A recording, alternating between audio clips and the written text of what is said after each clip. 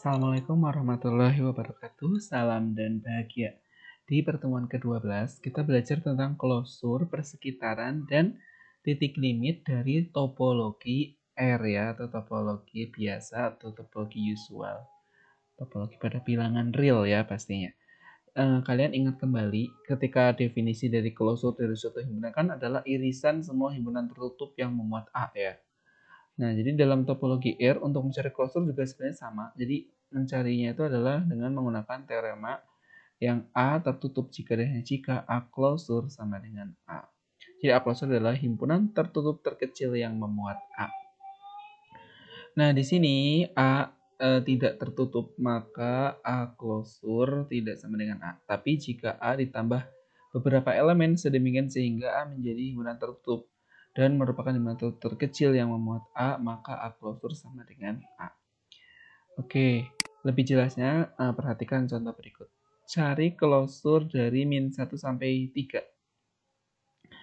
Nah, ini klosurnya sama dengan A karena A ini kan A ya. Jadi sudah tertutup ya.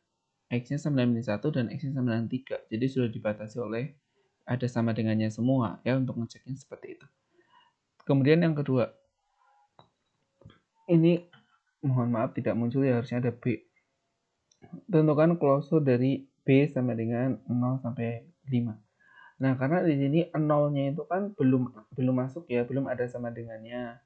Tapi 5-nya sudah, berarti nanti klosurnya itu sebenarnya adalah yaitu 0 sama dengan sampai 5 ya ikut. Atau dengan istilahnya itu adalah B itu gabung dengan 0 ya. Jadi ditambahkan dengan 0 sehingga jadi 0 kurang dari X kurang dari sama dengan 5 gabung 0 atau bisa disingkat menjadi X di antara 0 dan 5. Tapi 0 dan 5-nya ikut.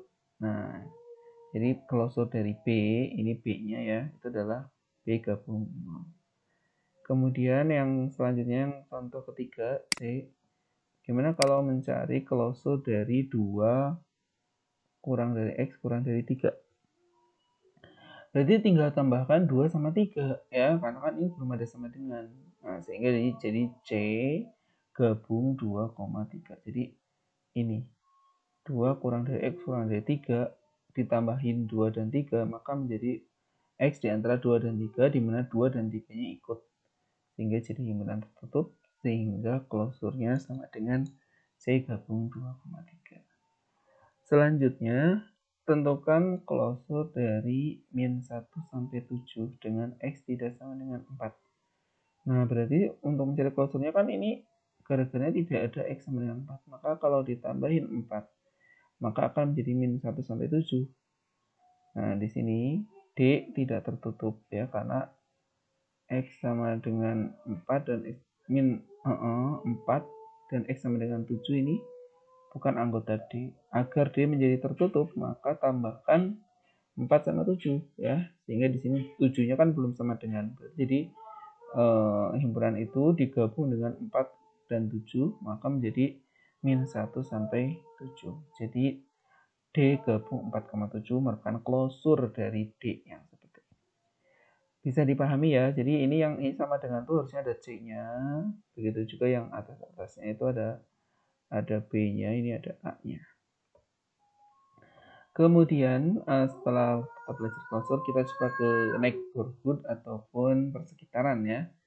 Nah, ini agak sedikit berbeda. Jadi kalau topologi di R ya, diberikan kalian mungkin sudah belajar di analisis real untuk persekitaran. Jadi kalian misalkan punya titik P elemen di R dan epsilonnya lebih dari 0, maka persekitaran dari titik P dengan radius atau jari-jari epsilon ditulis dengan ya neighborhood dari P, epsilon adalah semua titik-titik atau himpunan titik-titik X elemen R dengan sifat jarak titik X ke P kurang dari epsilon ya. Berarti kan itu ya definisinya jarak titik X ke P kurang dari epsilon. Berarti nanti di sini mutlak ya dari X min P kurang dari epsilon. Artinya berarti kalau misal mutlak seperti kan kita harus cari X sama dengan berarti kedua ruas kalian tambahkan P sehingga jadi P plus epsilon, yang ini P min epsilon ya. Di sini X. proses pengubahan ini semestinya bisa ya di kalkulus ada. Sehingga jadi persekitarannya itu adalah X-nya di antara P min epsilon dan P plus epsilon. Atau bisa ditulis dalam bentuk lain ya, yaitu P min epsilon, P plus epsilon. Contoh ya, cari persekitaran dari 2. Ya, karena kita belum tahu epsilonnya. Jadi epsilonnya kalian sementara masih sembarang dulu ya, ambil sembarang epsilon ya, nanti tinggal epsilonnya kalian ganti mau dengan angka setengah atau 0,1 gitu ya. Nanti di sini X mutlak X min 2 kurang dari epsilon, berarti X-nya di antara 2 min epsilon dan 2 plus epsilon. Nanti epsilon misal diganti setengah kan berarti 2 kurang setengah 3/2 atau 1/2. Yang ini adalah 2/2. Jadi X-nya di antara 1/2 dan 2/2. Kemudian untuk titik limit, pada topologi R, suatu titik P elemen R disebut titik limit dari himpunan A bila dan hanya bila setiap persekitaran titik P memuat titik Q di R dengan Q tidak sama dengan P, atau P titik limit dari himpunan A jika dan hanya jika, nah definisinya adalah untuk setiap epsilon positif terdapat Q elemen A. Sedemikian sehingga Q min P itu di antara 0 sampai epsilon. Kalau seperti ini memang agak sulit ya untuk menunjukkannya. Bisa juga menggunakan definisi yang dulu di topologi umum. Maka P dikatakan titik limit dari himpunan A jika dan hanya jika untuk setiap epsilon positif. Nah, nanti di sini persekitaran dari P, epsilon diiris dengan A itu kemudian dikurangi P itu tidak himpunan kosong. Oke. Nanti himpunan dari semua titik limit itu lambangnya A aksen. Masih sama. Misal contoh ya, cari pas selidiki ya. Saya punya A-nya ini. Apakah X sama dengan 0 titik limit? 0 kan dia ada di dalam ya. Jadi jelas dia titik limit ya. Nah, alasannya kenapa? Karena ketika saya punya epsilon, maka persekitaran 0, epsilon diiris dengan ini A min 2 sampai 4. Itu kan ya N 0, epsilon sendiri gitu kan kalau diiris dengan A. Nah, nanti diambil nolnya masih ada ya, jadi tidak kosong. Jadi kan masih ada, misalkan 0, setengah ya masih ada, walaupun nolnya diambil masih ada 0,25, 0,3 dan seterusnya. Jadi tidak kosong.